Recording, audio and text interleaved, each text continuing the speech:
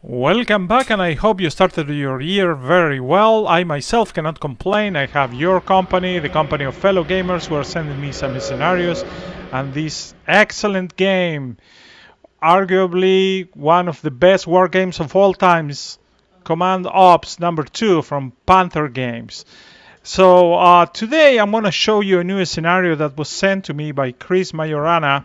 It's a variation of the Red Devils over Arnhem scenario. Is a shorter version, very playable, but no less challenging. This is the scenario selection page for Command Ops 2. You have core scenarios and a lot of scenarios from different battles and operations from World War II. You have Battle of the Bulge, then you have the invasion of Greece, and then you have a Highway to the Reich scenarios, which is the basically the scenario that I'm going to be playing or I'm going to be showing to you. It is from that operation, and then you have the West Wall operations. There is an additional one coming up very shortly, and I'm eagerly awaiting.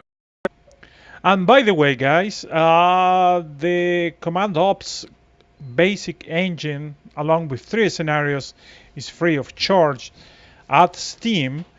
I'm showing you the web page over there. Just simply search for it, Command Ops 2, and you will see that the base game with 3 scenarios is free of charge, and then you have to buy the different DLCs. And I have them all because I'm a bit of a Panther Games junkie. I have participated in the beta testing of earlier versions of this. I don't remember which one was. Maybe Battle of the Bulge, back when Panther Games was publishing with Matrix Games. So let's take a look at the scenario that I want to talk to you about. I am about to load the scenario. The title of the scenario is Red Devils over Arnhem. The alternative 48 hours scenario by Chris Majorana from the Sharp End Gaming blog. Quite a great website. I'm going to be posting a link in the description of the video, and you can see it below. One thing that I wanted to present to you too, it is that Command Ops 2 features orders delay, which is quite a concept in wargaming and not implemented in many other engines. Is quite a thing to observe and to struggle against, but it means basically that when you issue an order to a unit, it may take them some time to accomplish or to even get started, depending on the state of organization that they have, how many supplies they do have, etc., etc. So that's one of the great things from Command Ops 2. I have just loaded the game, and this is the map for the scenario.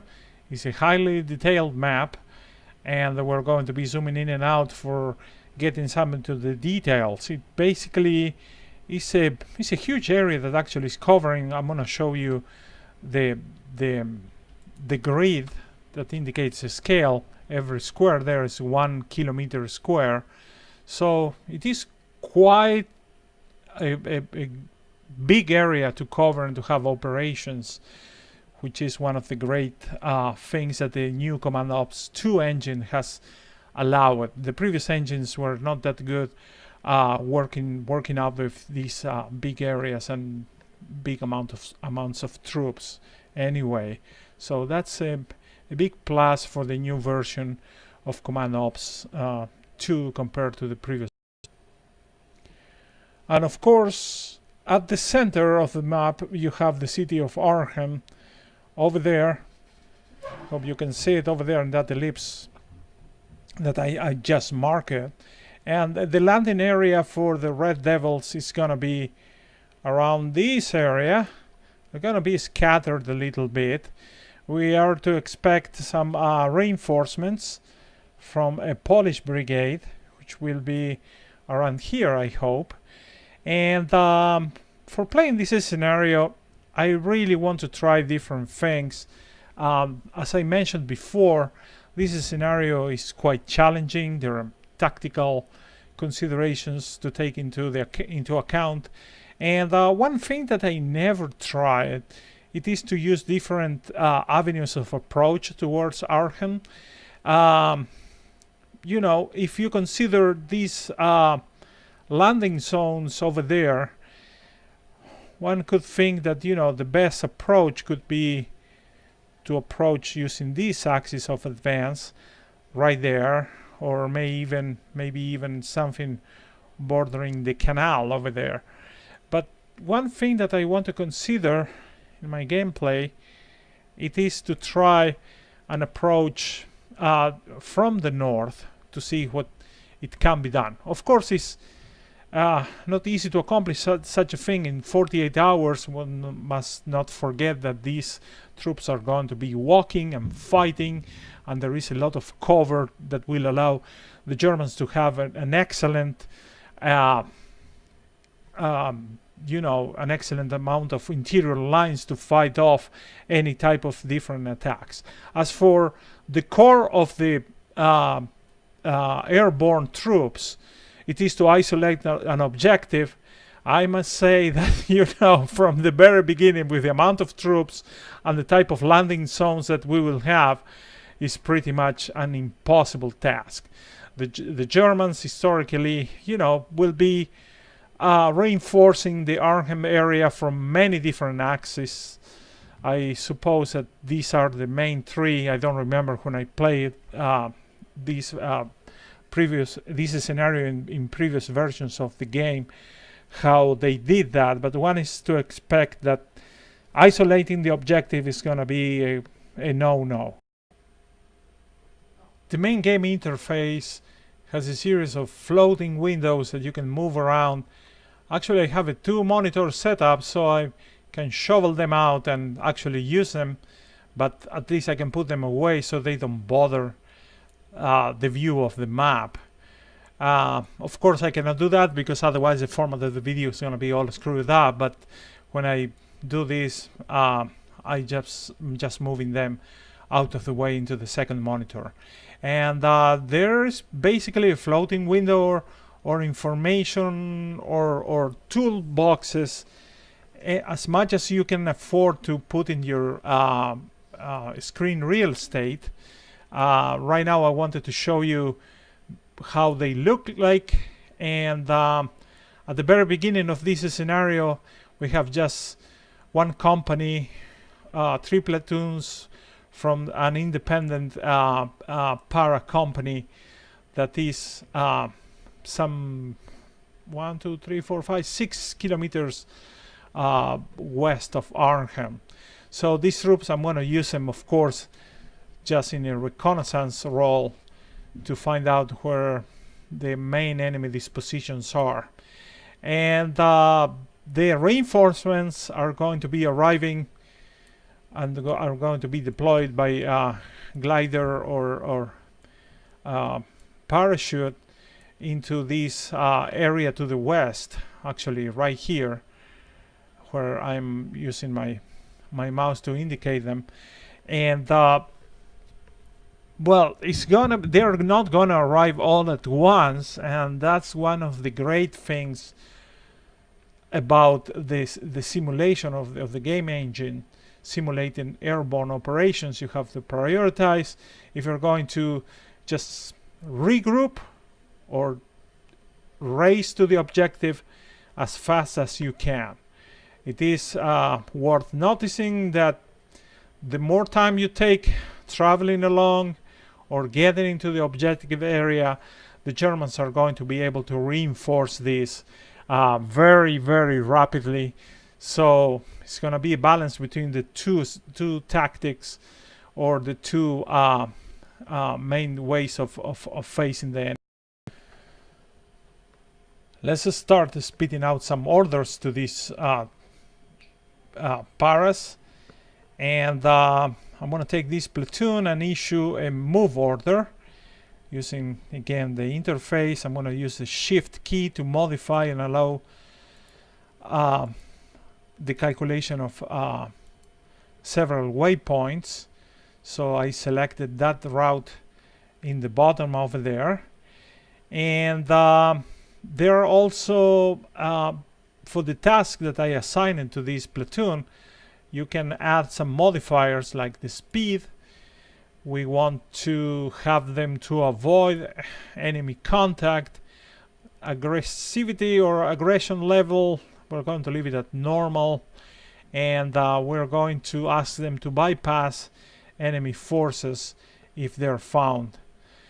And I'm going to be repeating the same for the other 3 troops and show you the first moves, and hopefully we're going to leave it there for today. At the later time I'm going to be posting a full after action report for the scenario itself. I don't know if I'm going to do that in the format of a video or just writing it up in my blog. Orders have been issued, and we have our first glider troops already arrived. I pressed the play button over there, which officially starts the festivities here at Arnhem. Oh, you see that little bell is indicating that some troops arrived. I'm clicking on them right now. You cannot see my cursor for some reason, but you will see I'm pressing them, and you will see that a bunch of units, a para battalion has arrived already into the battlefield. So we'll start to think about issuing some orders. I didn't mention anything, but I think it's pretty obvious by now that this game doesn't have any excess, and it doesn't have turns. It is continuous time, continuous space. There are no partitions in either. So for that, this game has always been, actually, because the very first inception of this game was released, I believe, in the early 2000s. I will have to check that out, but I have a copy somewhere in my files. I bought that game, and it was, a radical change from the traditional war games, and many people had this thing in their heads that real-time strategy was like gamey and everything like that. And these guys from Panther Games actually showed that you can do things in continuous time and continuous space without being gamey. So quite nice. So let's continue. I mentioned already that you can adjust the pace of the time in order to accelerate the action, if you will. And let's start issuing some orders over here. Let's see. So we have this one, which is the first para battalion. I'm going to send these guys right up front, fiddle diddle straight in the middle, just to engage some German troops and keep them not pinned down, but at least busy, because my intentions for the rest of the force, it is to provide a wide flanking maneuver through the north. So let's see if we can entertain the Germans for a little while over there without getting whacked. It is 1 hour after the first landing. We have a lot of troops that have arrived. Basically what I decided to do, now that my first para division headquarters have arrived, you can see it right there. That's the unit that I am that is the headquarters. I decided to send this division minus the first brigade, which is right here. I decided to send it towards the north flank maneuver, and I'm going to be using this other brigade right here to move it straight into the west suburbs of Arnhem.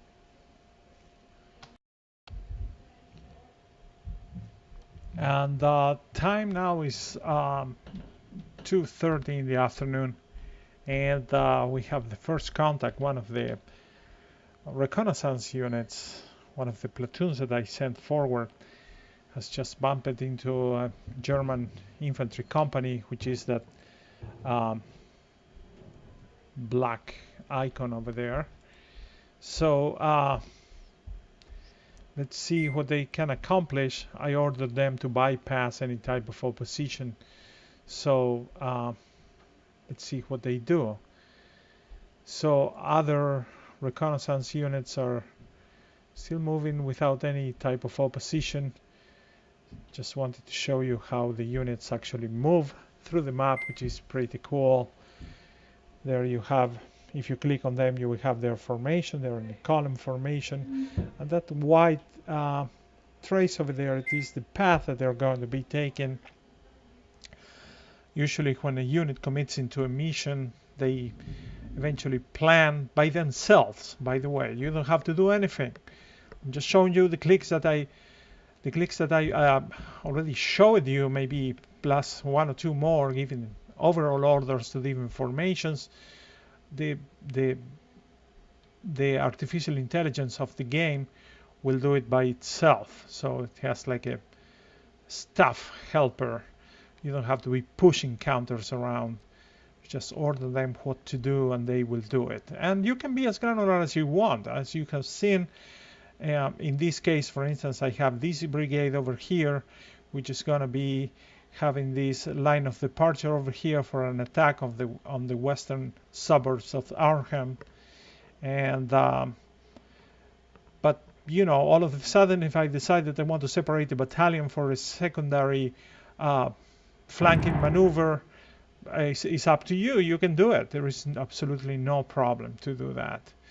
And the division, which actually I believe it will have two brigades, is going to be doing this flanking movement. This is going to be their line of departure, and they're going to arrive into Arnhem through the west, through the north, I'm sorry. And that's all I have for tonight, guys. If there is enough viewership of this video, I'm going to be posting an additional video continuing with the scenario. Otherwise, you can check my blog and see what's happening over there. I usually like to write better than producing videos when it comes for this type of war game, so I can capture more information. So thanks for watching, and thanks to Chris from the Sharp End Gaming blog. Links are posted in the description of the video. Make sure to check them out.